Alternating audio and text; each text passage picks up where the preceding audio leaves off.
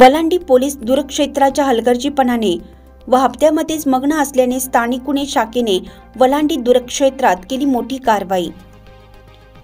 दिनांक 10 एप्रिल 2025 रोजी वलांडीतून कर्नाटकात जाणाऱ्या रस्त्यावरील वलांडी दूरक्षेत्र पासून असलेल्या अवघ्या 4 किलोमीटर अंतरावर बोंबळी शिवारात सापळा रचून 3,12,000 रुपयांचा गुटखा व मारुती कंपनीची इको कार असा एकूण 8,12,000 रुपयांचा मुद्देमाल जप्त केला।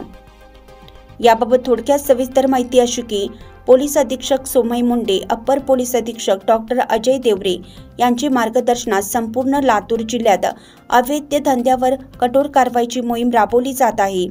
दिनांक 10 एप्रिल 2025 रोजी स्थानिक गुन्हे शाखेच्या पोलीस पथकासह महाराष्ट्र शासनाने प्रतिबंधित केलेले अन्न पदार्थ, तंबाखूजन्य पदार्थाची अवैध विक्री व्यवसाय करण्यासाठी देवणी तालुक्यातील वलांडी गावच्या शिवारातून वाहतूक होणार आहे अशी खात्रीशीर माहिती मिळाली।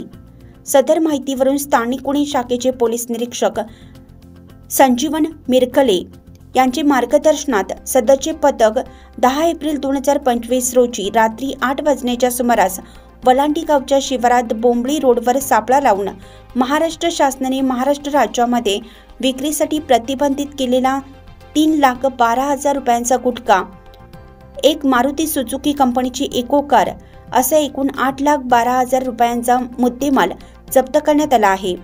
सदरची कारवाई पोलीस अधीक्षक सोमय मुंडे, अप्पर पोलीस अधीक्षक डॉक्टर अजय देवरे यांच्या मार्गदर्शनात स्थानिक गुन्हे शाखेचे पोलीस निरीक्षक संजीवन मिरकले यांच्या नेतृत्वात पोलीस अंमलदार साहेबराव हाके, रियाज सौदागर, मनोज खोसे, नितीन कठारे, राहुल कांबळे यांनी केली आहे।